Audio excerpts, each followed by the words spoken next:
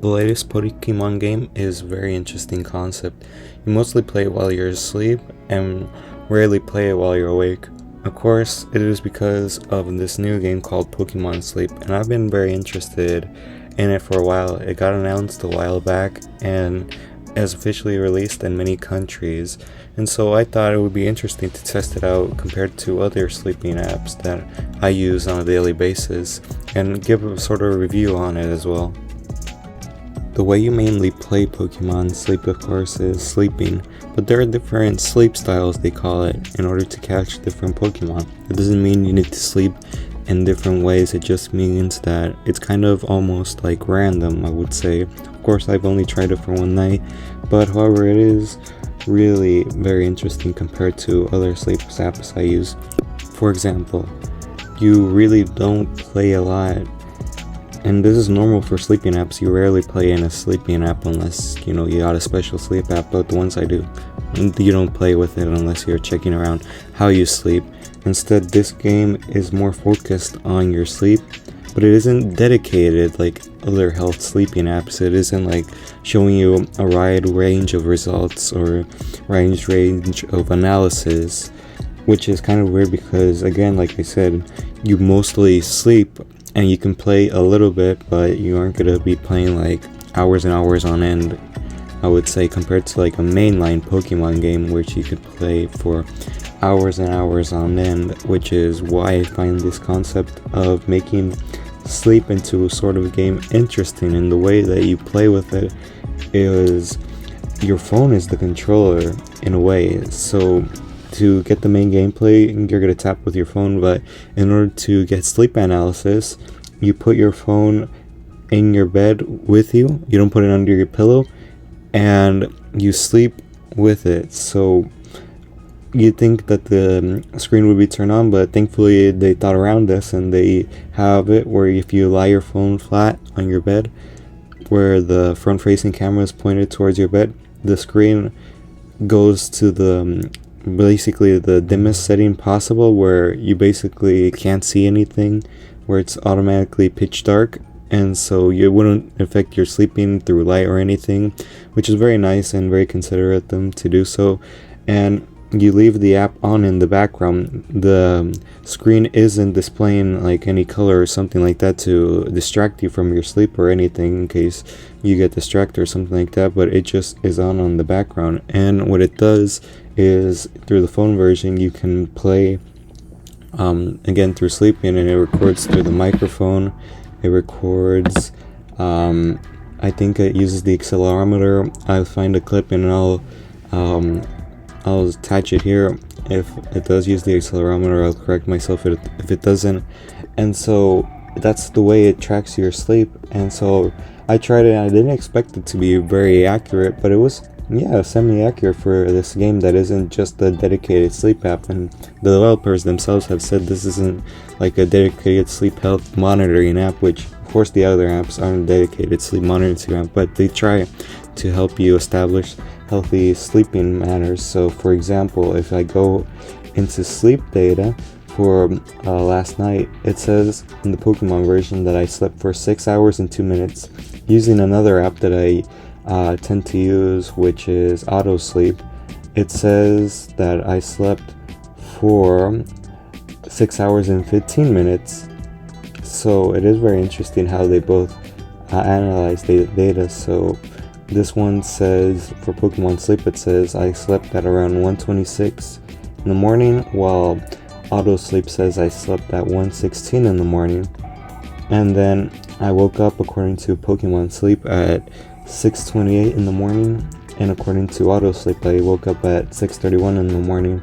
So the way that Pokemon Sleep tracks it, the sleep, and tells you like the stages of sleep, isn't by using like terms like REM sleep or other similar terms. It uses different terminology. For example, it says time taken to fall asleep, which is nice. It says it took me 52 minutes to fall asleep. Dozing time was around 1 hour and 23 minutes.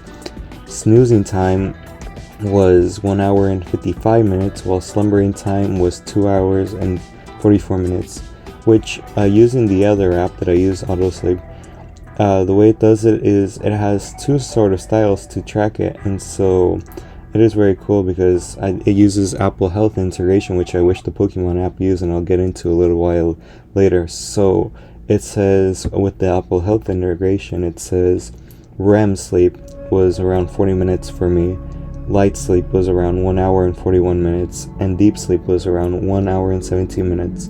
But using its own sleep analysis without using Apple Health is where you get more detailed information. So for example, it says that for light sleep it was 3 hours and 17 minutes for me, while still in restful sleep was around 45 minutes for me, and deep sleep was around 2 hours and 1 minute for me. And I think this is very cool, and it can also analyze the sleep decibels, which has found around like 80. I would say it would be an average that I found in the Pokemon Sleep app, while the other auto sleep app that I use, AutoSleep, has found that it's around 48 decibels. So it says that the minimum was around 44 decibels, while the maximum was 62 decibels. I sleep with a fan, so I think that makes more sense compared to saying around 80 decibels. But I think the way it does it is because I sleep with my watch. AutoSleep uses my watch's microphone to track the decibels, while Pokemon Sleep uses the microphone from my phone. And since it's closer to the fans, my phone, I think that's why it's tracking higher compared to the AutoSleep app. The other thing I wish the Pokemon Sleep app would do compared to the other app that I use, AutoSleep, is to track naps. Yes, it can technically track naps if they're 90 minutes or more. However, realistically, what if somebody wants to do like a 30-minute power nap and say, okay, I'm gonna take a 30-minute power nap each day, maybe during, like, let's say at 5, I'm gonna take a 30-minute power nap instead of like a 90-minute nap exactly. So what happens is it doesn't track that, even though you can set it at any time. If it isn't 90 minutes, it'll say, hey, I'm not tracking this because it wasn't 90 minutes. While my AutoSleep app, I don't have to set my watch specifically at sleep, even though I can. It does help it. It does track my heart rate and say, okay, well, we presume you're sleeping, especially since you're motionless, you're not having any activity or staying in the same spot. And so it can track my naps. And so I took like a 41-minute nap to test out if Pokemon Sleep would work, and no, it did not unfortunately work. Other things that AutoSleep can do that Pokemon Sleep can't is it can tell me like the readiness, how ready I am, which in a way it kind of does do this by saying drowsy power, but it's kind of more confusing. I think it's more to be more simple, which is why I think they use those terms like dozing time. I think it's more simple compared to saying like REM sleep or something different. It can also, AutoSleep can also tell me the sleep fuel rating, sleep rating, and more, because it's using my watch, which is something that I wish it took more advantage of. I don't think they should have to make an Apple Watch app or something like that, because I do sleep with my Apple Watch, but I don't think they have to make a dedicated app. But I wish they would integrate it with the Apple Health Kit integration, and so that they could track things like my blood oxygen level, heart rate, which AutoSleep says and when I was sleeping for 6 hours and 15 minutes was around 54 beats per minute, and while the maximum was 67, my respiration and things like that. And probably even if they had an Apple Watch app, they could probably do it even better by having noise decibels. Could they do it better than a dedicated sleep app like AutoSleep? I don't think so, but they make it more enjoyable because you get to play with the Pokemon, things like that. And so I don't think it will be like one of those, competitive things, because there isn't any battling as I can see from now. But there is something very special to the app, like you can collect shiny Pokemon, which somebody has already done in their first night of sleeping, which I'll link and show on screen for a second. And I think it's very cool that you can do that, because maybe it encourages better sleeping habits that way, in which some people say, yes, Pokemon Sleep will encourage for me to sleep better. And I don't think too many people are motivated by apps like AutoSleep to just tell them oh, this is how you're sleeping, you're either sleeping, you sometimes know how you're sleeping, like you're either sleeping very good or you're either sleeping very bad. It's rare when somebody that really doesn't know how they tend to sleep. And another thing I like about auto sleep is that it can give me multiple days. Pokemon Sleep can also do that, but for 30 days if you get the free version, which is automatic. But if you do extend pass, which is the premium pass, everybody has the regular pass, but if you get the premium pass, you can track unlimited sleep, it says, so you can have your unlimited sleep records and things like that, which is very nice and interesting. However, I do find it to be more expensive compared to something other subscription service, I should say, like Pokemon Home, which is almost like a cloud storage for Pokemon. However, I can see why they would charge more for Pokemon Sleep compared to a cloud service for your Pokemon, because I think they're mainly profiting off the games, and it's more like an extension to the games, which this is an extension to anything, which you could kind of say, unless you're counting Pokemon Go, it really isn't, unless you have the Pokemon Go Plus Plus, which is another thing I want to mention. I don't have it, so I can't really do a detailed review about it, but one thing I did find in the reviews of others was that it doesn't have like the microphone, which your phone does, which, well, that doesn't have it. It's like it would be a nice feature to have, to see like the sleep recordings, which AutoSleep doesn't have. It does have the decibel level, but it doesn't like record like eventful parts of your sleep.